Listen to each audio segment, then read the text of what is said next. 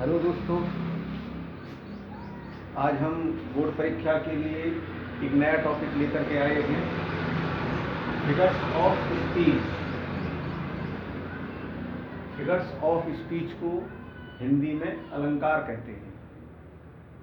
जैसे बताया गया है हिंदी में अलंकार की परिभाषा में कि जो काव्य की शोभा बढ़ाने वाले तत्व हैं उनको अलंकार कहते हैं।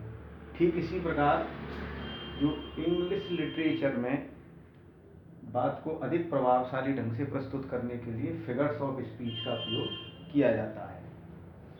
डेफिनेशन है a figures of speech is a deviation from the ordinary use of words with a view to increase their effect.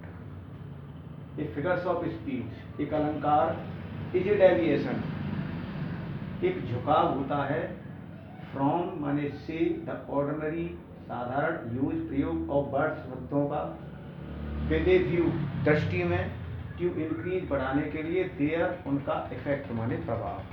यानी साधारण जो शब्द होते हैं उनको प्रभावशाली ढंग से प्रस्तुत करने के लिए फिगर्स ऑफ स्पीच का प्रयोग किया जाता है।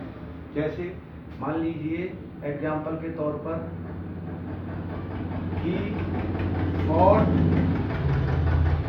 bravely, he fought bravely, वह बहादुरी से लड़ा। अब मान लीजिए इस बात को हम और दूसरे प्रभावशाली ढंग से कहना चाहते हैं तो इसमें हम फिगर्स ऑफ स्पीच का प्रयोग करेंगे। कैसे? he fought like a lion, he fought like a lion, यानी वह शेर की तरह लड़ा, वह शेर की तरह लड़ा। तो इस वाक्य से ज़्यादा प्रभावशाली ढंग से ये वाक्य प्रस्तुत किया गया। इसमें साधारण रूप से बताया गया कि वह बहादुरी से लड़ा, लेकिन इसमें बताया गया वह शेर की तरह से लड़ा। तो इसमें ये फिगर्स ऑफ स्पीच का प्रयोग किया है। तो कहने का मतलब है जब किसी हम साधारण बात को बहुत प्रभावशाली ढंग से प्रस्तुत करना चाहते हैं तो उसके लिए हमें फिगर्स ऑफ स्पीच का प्रयोग करते हैं। अब kinds of figures of speech, यानी फिगर्स ऑफ स्पीच के प्रकार। फिगर्स ऑफ स्पीच आपके वैसे तो कई प्रकार के होते हैं, लेकिन जो बोर्ड का सिलेबस है उसमें केवल 7 प्रकार के फिगर्स ऑफ स्पीच हैं। पहला है सिमिली, दूसरा मेटाफर, तीसरा पर्सनिफिकेशन, चौथा एपिस्ट्रोफे, पांचवा ऑक्सीमोरन, छठवां हाइपरबोले, सातवां ओनोमैटोपोइया। ये सिमिली को हिंदी में उपमा अलंकार कहते हैं, मेटाफर को रूपक, पर्सनिफिकेशन को मानवीकरण, एपिस्ट्रोफे को संबोधन, ऑक्सीमोरन विरोधाभास, हाइपरबोले अतिशयोक्ति और ओनोमैटोपोइया को द्विसूचक। ये आपके 7 प्रकार के बोर्ड एग्जाम में फिगर्स ऑफ स्पीच होते हैं। अब हमारा यहाँ पहला है सिमिली। सिमिली का मतलब उपमा अलंकार। यहाँ पे क्या होता है? A simile is a comparison between two objects of different kinds which have at least one point in common। A simile एक उपमा अलंकार इज ए कंपेरिजन, इज होती है कंपेरिजन तुलना, बिटवीन के बीच, टू माने दो, ऑब्जेक्ट्स माने तत्व या पदार्थ या वस्तुएं, ऑफ डिफरेंट माने भिन्न प्रकार की, विच हैव जो रखती है, एट लीस्ट कम से कम, one point in common, one माने एक, पॉइंट बिंदु, इन कॉमन माने समानता का। यानी कहने का मतलब है जब दो भिन्न प्रकार के वस्तुओं के बीच में तुलना की जाती है और उनमें कम से कम एक बिंदु समानता का होता है, वहाँ पे आपका फिगर्स ऑफ स्पीच होता है सिमिली। और जो तुलना करने के लिए शब्द हैं, द वर्ड शब्द एज, एज माने के समान, लाइक माने के समान, सो माने के समान, एज डॉट डॉट एज, इतना कि जितना, और माने या सो एज, इतना कि जितना, आर यूज प्रयोग किए जाते हैं फॉर कंपैरिजन माने तुलना के लिए। और यहाँ पर तुलना जब दो भिन्न प्रकार की वस्तुओं के बीच की जाती है तो as, like, so, as dot dot as और सो डॉट डॉट एज का प्रयोग किया जाता है। यानी ये पहचान है जहाँ दो भिन्न प्रकार की वस्तुओं के बीच तुलना की जा रही हो और उनमें इन शब्दों का प्रयोग हुआ हो, वहाँ पे आपके फिगर्स ऑफ स्पीच होता है सिमिली। जैसे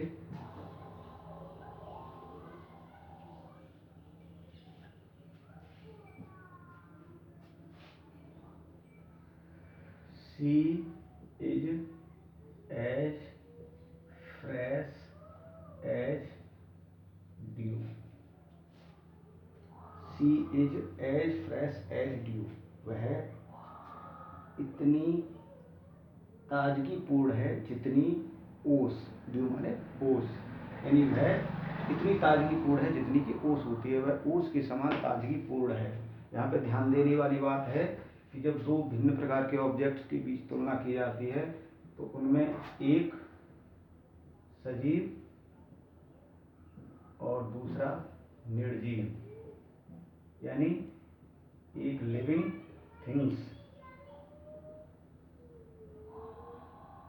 दूसरी नॉन लिविंग थिंग्स होती है। यदि एक लिविंग थिंग है दूसरी नॉन लिविंग थिंग है और दोनों के बीच में तुलना की गई है, कहने का मतलब है दो भिन्न प्रकार के ही ऑब्जेक्ट हैं और उनके बीच में तुलना की गई, तुलना करने वाले ये शब्द आए तो वहां पर सिमिली होता है। दूसरा एग्जाम्पल,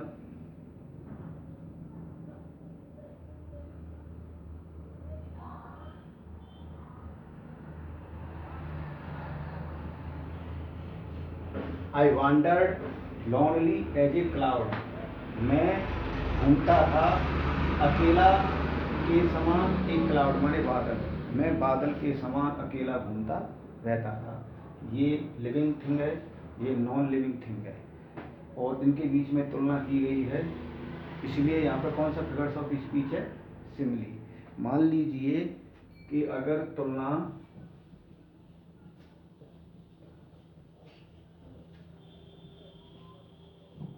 लिविंग टू लिविंग या non living to non living thing के बीच में हो तो वहाँ पे सिमिली फिगर्स ऑफ स्पीच नहीं होता है, वहाँ पे केवल एक कंपैरेटिव डिग्री होती है और दो एक समान वस्तुओं की तुलना की जाती है। I am greater than you, यहाँ ये लिविंग थिंग है और ये भी लिविंग थिंग है, ये दोनों एक समान हैं, ना कि दो भिन्न प्रकार की। अगर ये एक समान हैं और भिन्न प्रकार की नहीं हैं तो वहाँ पे सिमिली नहीं होता है, ये केवल एक तुलना है दो एक समान वस्तुओं के बीच। क्योंकि सिमिली जो फिगर्स ऑफ स्पीच होता है उसकी पहली कंडीशन ये होती है कि दोनों जिनके बीच में जो दो ऑब्जेक्ट हैं तुलना की जा रही है वे दोनों भिन्न प्रकार के होने चाहिए, एक लिविंग और दूसरा नॉन लिविंग। हमारा दूसरा है figures of speech metaphor. Metaphor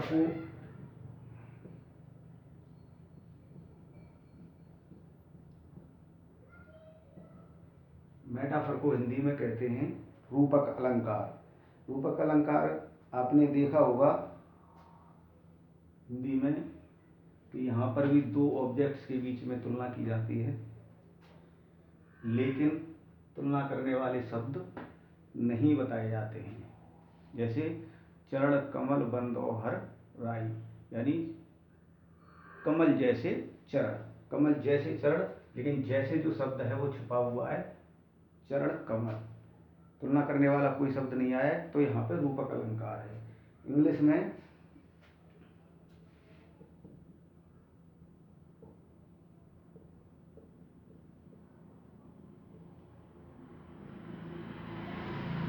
in a metaphor रूपक अलंकार में the to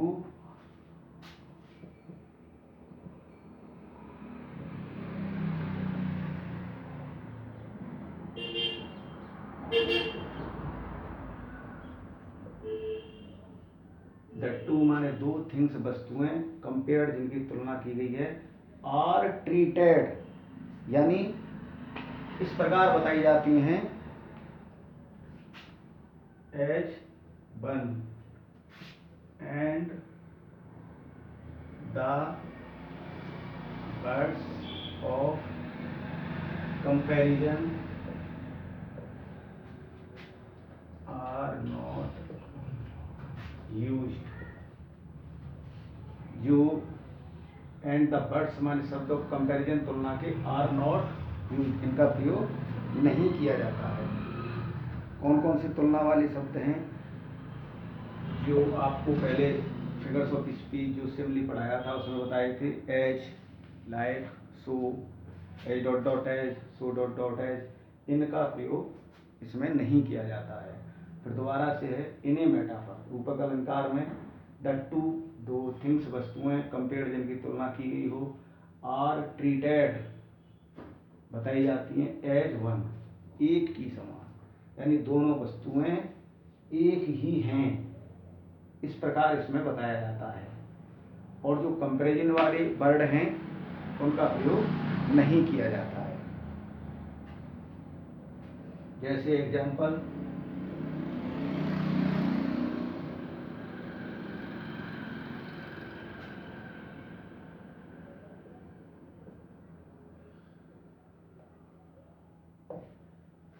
the camel is the ship of desert. The camel ऊंट इज है द शिप जहाज ऑफ डेजर्ट माने रेगिस्तान का। जो ऊंट है वो रेगिस्तान का जहाज है। ये दो वर्ड हैं, एक आपका द कैमल है, दूसरा शिप है, यानी जहाज। जो ऊंट है कैमल है उसको क्या बताया गया है, जहाज। दोनों एक ही वस्तु की तरह से दर्शाए गए हैं कि जो ऊंट होता है वो रेगिस्तान का जहाज होता है। अलग अलग वस्तुएं हैं लेकिन फिर भी इनको एक ही बताया गया है, इसलिए यहाँ पर कौन सा फिगर्स ऑफ स्पीच है, मेटाफर। और एक ही बताया गया है, एक समान बताया गया है, लेकिन जो कंपैरिजन के वर्ड हैं as, so, like, as dot dot as या सो डॉट डॉट एज, इनका प्रयोग इसमें नहीं किया गया है, इसलिए कौन सा फिगर्स ऑफ स्पीच है, मेटाफर। ऐसे ही दूसरा एग्जाम्पल,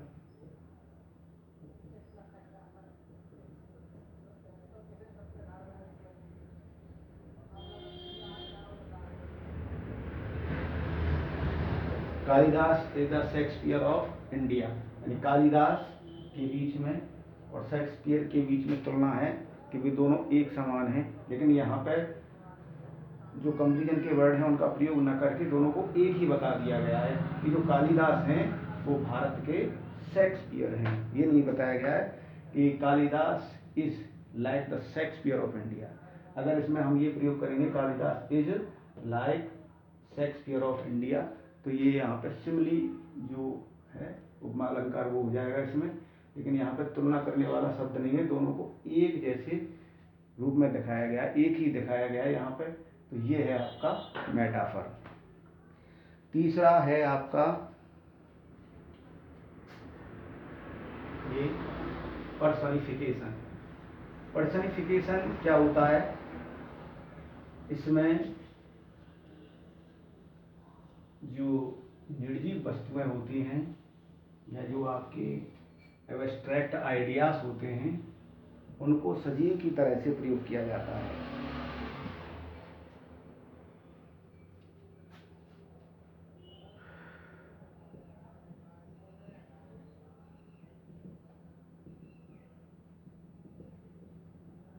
मानवीकरण अलंकार, यानी जो लाइफलेस ऑब्जेक्ट्स होते हैं उन्हें मानव बना दिया जाता है, यानी सजीव बना दिया जाता है। जो हमारे एब्स्ट्रैक्ट आइडियाज होते हैं या लाइफलेस ऑब्जेक्ट्स होते हैं उनको मानव बना दिया जाता है, अर्थात उनको सजीव बना दिया जाता है, सजीव की तरह से प्रयोग किया जाता है। तो ये हमारे हो जाते हैं पर्सनिफिकेशन फिगर्स ऑफ स्पीच। अब क्योंकि बोर्ड एग्जाम में डेफिनेशन आती है,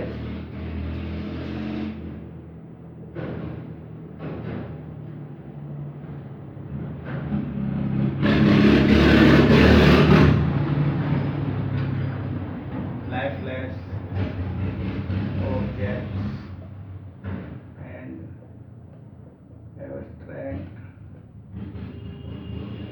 आइडियाज, यानी कहने का मतलब है जो लाइफलेस ऑब्जेक्ट्स होते हैं, निर्जीव वस्तुएं या निर्जीव पदार्थ, एंड एब्स्ट्रैक्ट आइडियाज या आपके भाववाचक विचार, भाववाचक जो नाउन होती है जैसे ऑनेस्टी है, यूथ है, उसी के अकॉर्डिंग जो भाववाचक विचार होते हैं उनको इसमें एक सजीव की तरह से प्रयोग किया जाता है।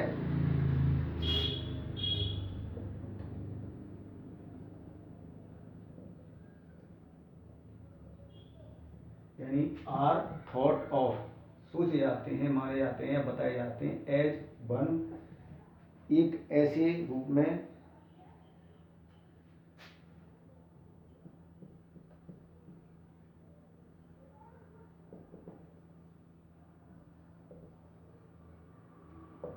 एज वन पर्सन, या आपके यहाँ पे पर्सन्स कर सकते हैं,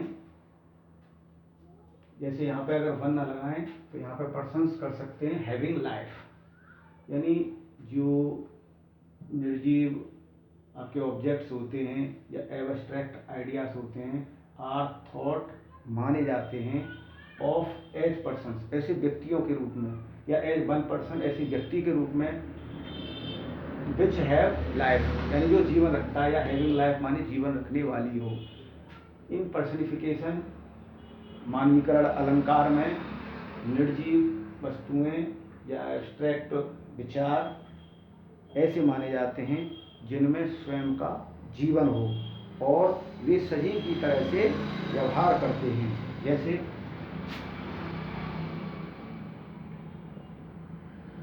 the moon smiled upon her face, the moon smiled upon her face. तो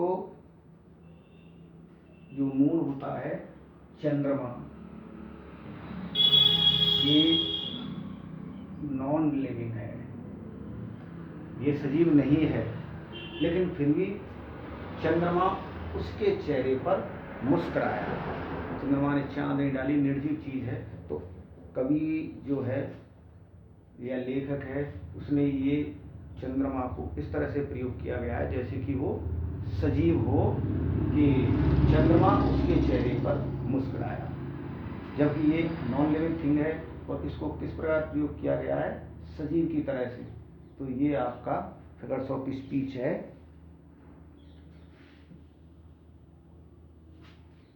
पर्सनिफिकेशन, ए क्लॉक हैज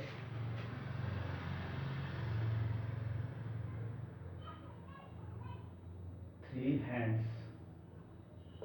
यानी एक घड़ी होती है वो तीन हाथ रखती है। ओके, जो वाक्य का अर्थ है वो तो यह है कि घड़ी की तीन सुइयां होती हैं, लेकिन इस तरह इसको प्रयोग किया गया है जैसे कि ये सजीव हो और इसके तीन हाथ हों, ये तीन हाथ रख रही हो, यानी ये सजीव हो। नॉन लिविंग थिंग है, निर्जीव वस्तु है, लेकिन फिर भी इसको सजीव की तरह से प्रयोग किया गया है, इसीलिए यहाँ पर ये पर्सनिफिकेशन फिगर्स ऑफ स्पीच होता है। अगला चौथा है हमारा figures of speech, apostrophe. Apostrophe का मतलब होता है संबोधन। एपिस्ट्रोफी का मतलब संबोधन, जहां पर किसी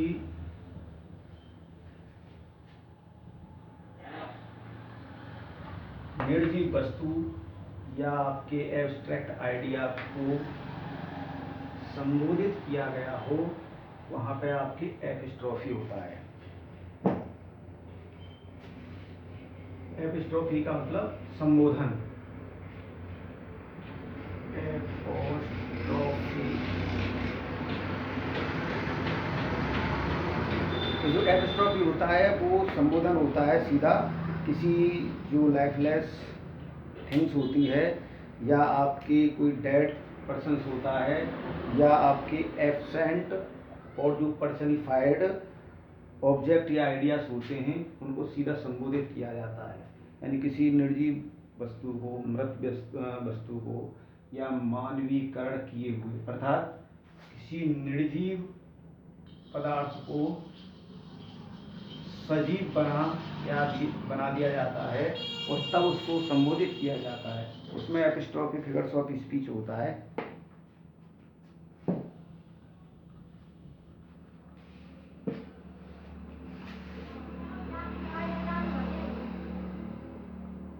An epistrophe is a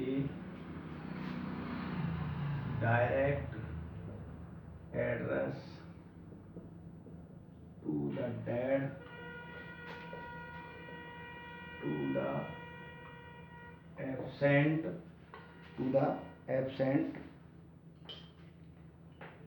or to a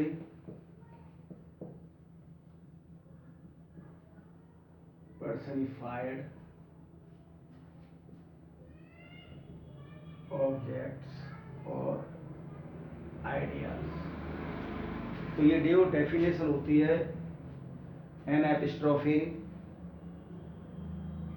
एक संबोधन फिगर्स ऑफ स्पीच है, संबोधन अलंकार। इज ए डायरेक्ट एड्रेस, सीधा संबोधन होता है टू द डेड, किसी मृत व्यक्ति के लिए, टू द एब्सेंट, किसी अनुपस्थित व्यक्ति के लिए, और या टू ए पर्सनिफाइड, मानवीकरण किए हुए,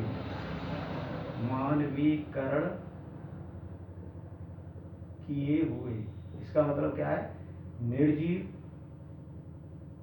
को सजीव की तरह से प्रस्तुत किए हुए ऑब्जेक्ट्स, उद्देश्यों और आइडियाज माने विचारों। यानी जहां पर किसी मृत, किसी अनुपस्थित, किसी मानवीकरण किए हुए वस्तुओं या विचारों को सीधा संबोधित किया जाता है वहां आपके एपिस्ट्रॉफी फिगर्स ऑफ स्पीच होता है। जैसे ओ डेथ कम सून, अरे मृत्यु शीघ्र आ जाओ। तो यहाँ पे जो मृत्यु है ये एब्सेंट है, दिखाई नहीं देती है, लेकिन फिर भी उसको ऐसे संबोधित किया जा रहा है जैसे वो बहुत ज़्यादा जानकारी में हो, हमें दिखाई दे रही हो और तुम आ जाओ। या आपके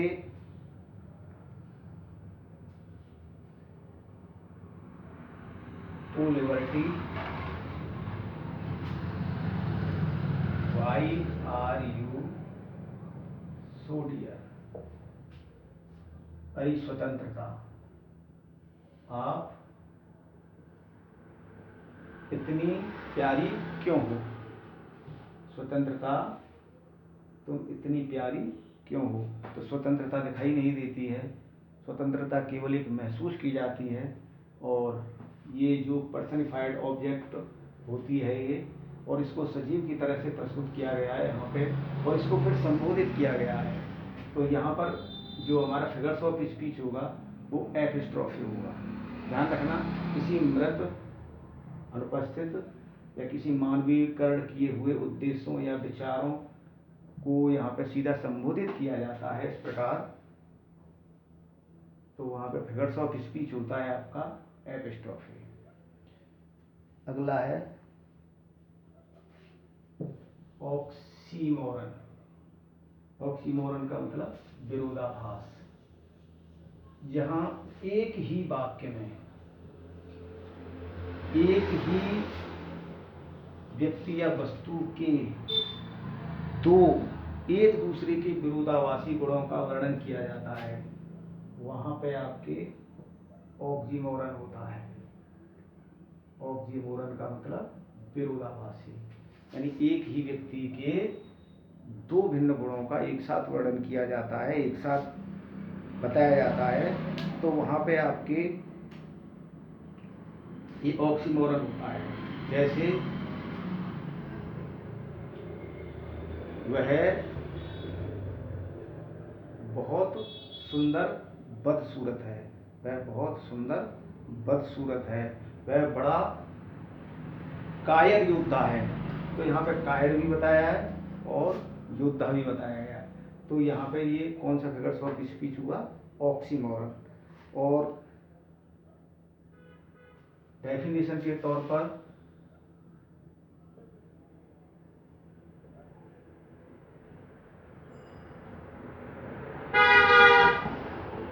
in this figures of speech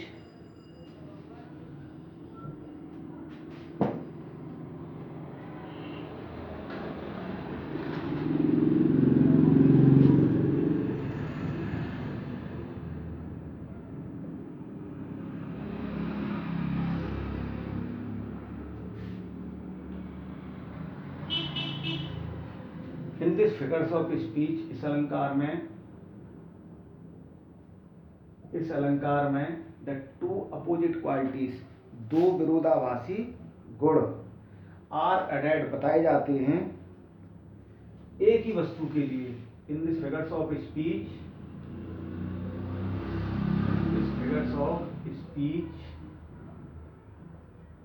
the two opposite qualities are added to the same thing. In this figures of speech, इस अलंकार में द टू, दो अपोजिट विपरीत क्वालिटीज गुण आर एडेड बताए जाते हैं टू द सेम थिंग, मानी एक ही वस्तु के। यानी जिस वाक्य में आपके में या जिस जो पोएट्री की लाइन्स होती है उसमें किसी एक ही व्यक्ति या वस्तु के लिए दो विरोधाभासी गुण एक साथ प्रयोग किए जाएं, वहां पे आपके ऑक्सीमोरन होता है। जैसे लाइफ इज बिटर स्वीट, जो एग्जाम्पल है life is a bitter sweet. Sweet का मतलब मीठा, बिटर का मतलब कड़वा,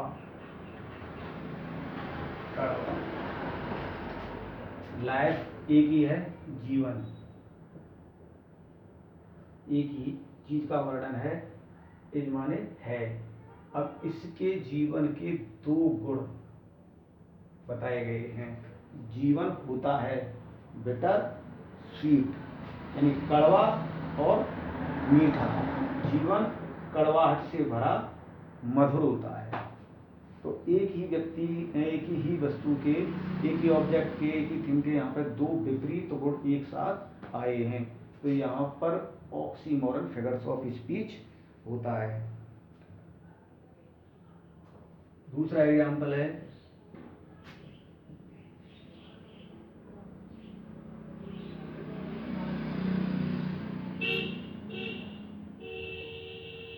he is feeling sweet pain, he is feeling sweet pain, sweet माने मधुर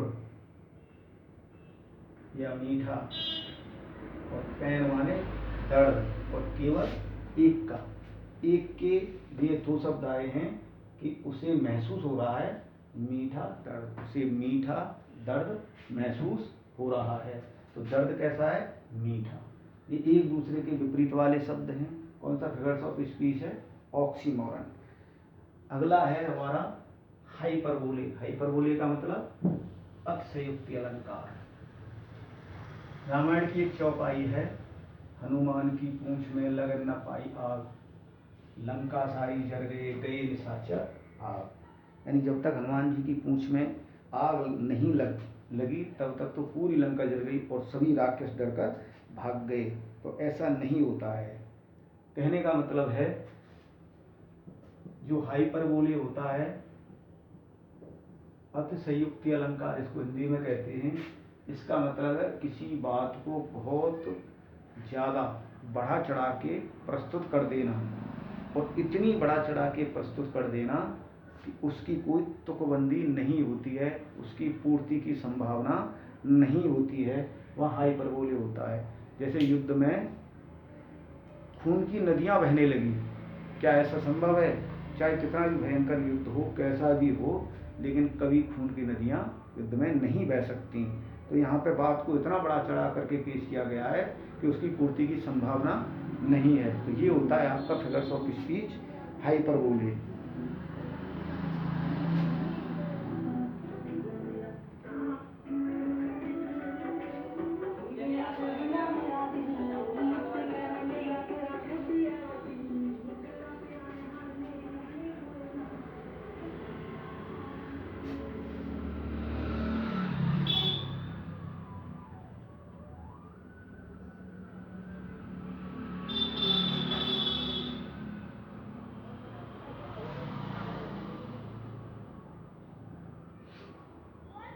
इन हाइपरबोले यानी अतिशयोक्ति अलंकार में द थिंग्स आर शोन, वस्तुएं दिखाई जाती हैं, एज माने की तरह, ग्रेटर और लेस, बड़ी या छोटी, बेटर और वर्स, अच्छी या बुरी, देन की अपेक्षा, दे आर रियली, देन की अपेक्षा, दे माने वे, आर माने है, रियली माने वास्तव में। तो ये जो हाइपरबोले है, इन हाइपरबोले अतिशयोक्ति अलंकार में द थिंग्स, वस्तुएं, आर शोन दिखाई जाती हैं, एज ग्रेटर, बहुत ज़्यादा बड़ी या बहुत ज़्यादा छोटी, बेटर और वर्स, बहुत ज़्यादा बेहतर या बहुत ज़्यादा अच्छी, और वर्स या बहुत ज़्यादा बुरी, देन दे रियली आर, यानी जो वे वास्तव में हैं, जो वे वास्तव में हैं उनसे कहीं ज़्यादा मात्रा में, बहुत ज़्यादा मात्रा में, जिसकी पूर्ति की संभावना नहीं है, उससे बड़ी या छोटी, अच्छी या बुरी इसमें दिखाया जाता है। उसको कहते हैं figures of speech, hyperbole. Hyperbole जैसे जैसे एग्जाम्पल है, I have not seen him for ages, मैंने उसे कई युगों से नहीं देखा है, मैंने उसे कई युगों से नहीं देखा है। तो ये आपका आई हैव नॉट सीन, मैंने नहीं देखा है उसको, फॉर एजेस, युगों से, तो ऐसा नहीं हो सकता है बहुत लंबे समय से उसे नहीं देखा हो, लेकिन ऐसा नहीं हो सकता कि युगों से नहीं देखा हो। तो यहाँ पर बहुत ज़्यादा मात्रा में ये जो बात है उसको कहा गया है। तो फिगर्स ऑफ स्पीच कौन सा है ये आपका? हाइपरबोले। और दूसरा example, the reverse of blood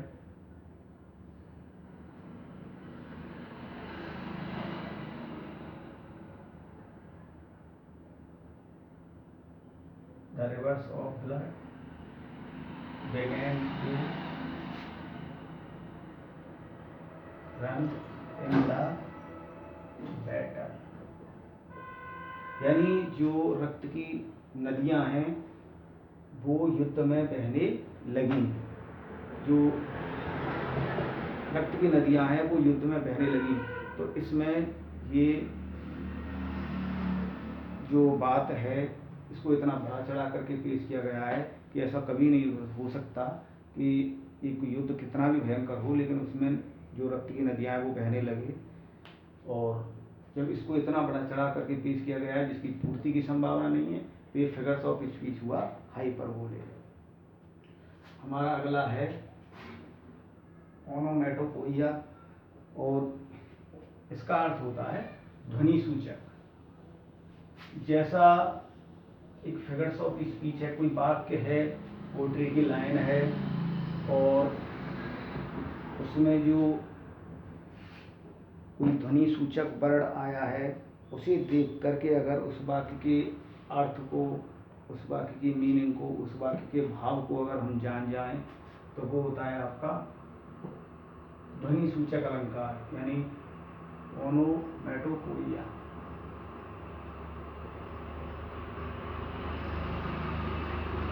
ये आपका जैसे दिल्ली में आती है द कैट म्यूज, तो इसमें जो म्यू वर्ड आया है, में आना, कोयल कूकती है, कोयल जो होती है वो कूकती है, तो यहाँ पे फिगर्स ऑफ स्पीच कौन सा होगा, ओनोमैटोपोइया। तो जहाँ से हमें ध्वनि के आधार पर वाक्य के भाव और मीनिंग का अर्थ पता चलता है, वहाँ पर होता है आपके onomatopoeia. In this figures of speech, in this figures of speech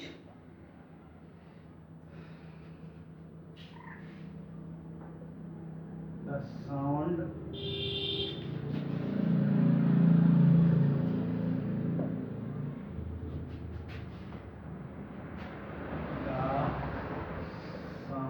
of the birds suggests, यानी in this figures of speech, इस अलंकार में the sound of the birds, जो शब्दों की ध्वनि होती है वो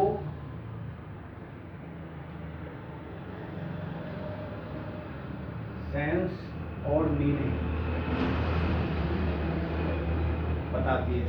यानी जो ये अलंकार होता है वो यह सुझाव देता है कि इस वाक्य का क्या भाव है और क्या अर्थ है, यानी जो कवि या लेखक कहना चाहता है वो क्या कहना चाहता है। जैसे थंडरिंग ऑफ गन्स,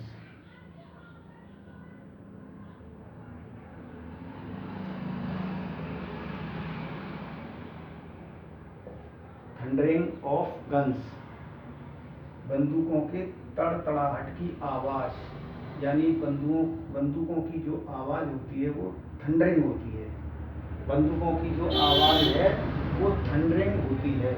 अब जो कार्य हो रहा है वो बंदूकों के तड़तड़ाहट का है, अर्थात यहाँ पे युद्ध का भाव, इसका जो अर्थ है वाक्य का वो युद्ध का है, और हमें ये पता चल रहा है कि युद्ध हो रहा है और वहाँ पर बंदूकें चलाई जा रही हैं। तो ये आपका फिगर्स ऑफ स्पीच हुआ थंडरिंग के हिसाब से ओनोमैटोपोइया।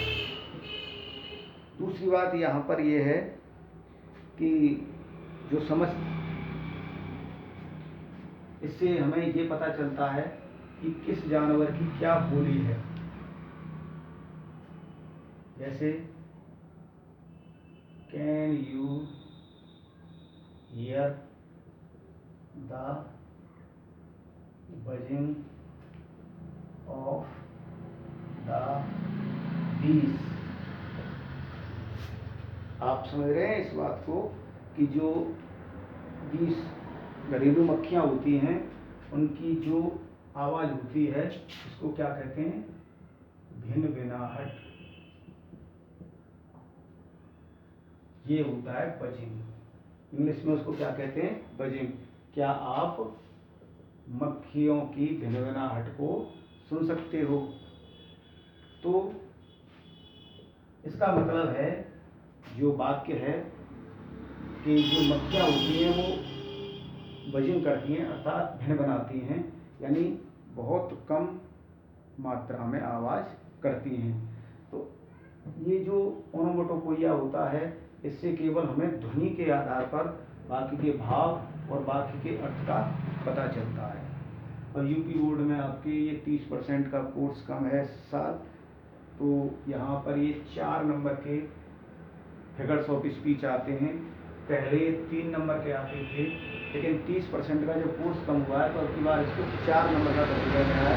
और 4 नंबर में 2 पार्ट होते हैं। एक जो पार्ट होता है उसमें डेफिनेशन विद एग्जाम्पल्स, और दूसरे में ये रिकॉग्निशन होती है, यानी पहचाना जाता है। 3-4 आपके पास दिए होते हैं और उनमें पहचाना जाता है कि कौन सा फिगर्स ऑफ स्पीच है। तो हमें जो फिगर्स ऑफ स्पीच हैं ये 7 प्रकार के, उनकी हमें डेफिनेशन एग्जाम्पल समेत याद करनी है। और जो एग्जाम्पल दिए हैं, डेफिनेशन बताई गई है और इसको समझाने का प्रयास किया गया है, उसके हिसाब से इन वाक्यों को ये भी देखना है कि इनमें कौन सा जो फिगर्स ऑफ स्पीच होता है। अगर यहाँ पर मान लीजिए आपके लिए ये आ जाए, O grave where is victory, O grave where is victory, जीत या सफलता कहाँ है। अब इसमें आपसे अगर कोई पूछे कि कौन सा फिगर्स ऑफ स्पीच है, तो सबसे पहली बात तो इसको संबोधित किया गया है और इसके सामने ये संबोधक चिन्ह भी लगा हुआ है, तो इससे ही हम पहचान लेंगे ये कौन सा है, एपिस्ट्रोफी। एपिस्ट्रोफी कौन सा फिगर्स ऑफ स्पीच है, ये एपिस्ट्रोफी। दूसरा, कूइंग ऑफ डॉग्स, यानी डॉग्स के कूकने की आवाज। तो आवाज कूइंग हो रही है, कूकने की ध्वनि है, कौन सा हो गया ये, ओनोमैटोपोइया। इस प्रकार हम देखते हैं। और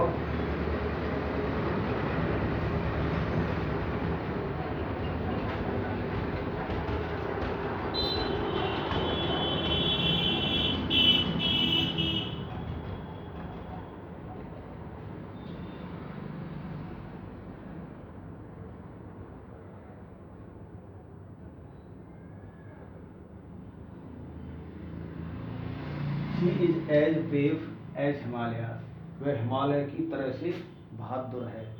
तो यहाँ पे ये लिविंग थिंग्स, ये नॉन लिविंग थिंग्स, दोनों के ये कंपेरिजन वर्ड आए हैं। तो यहाँ पे कौन सा है, सिमिली। चौथा एग्जाम्पल,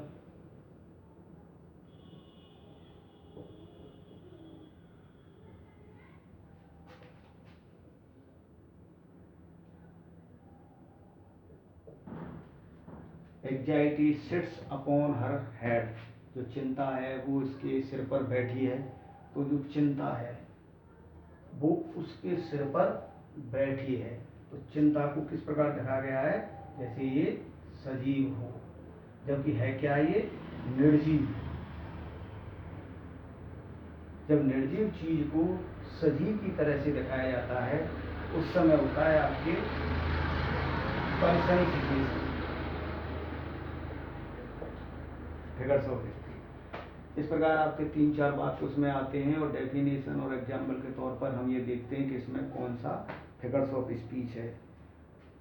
और ज़्यादा इसमें पढ़ना नहीं है, केवल समझने वाली बात है।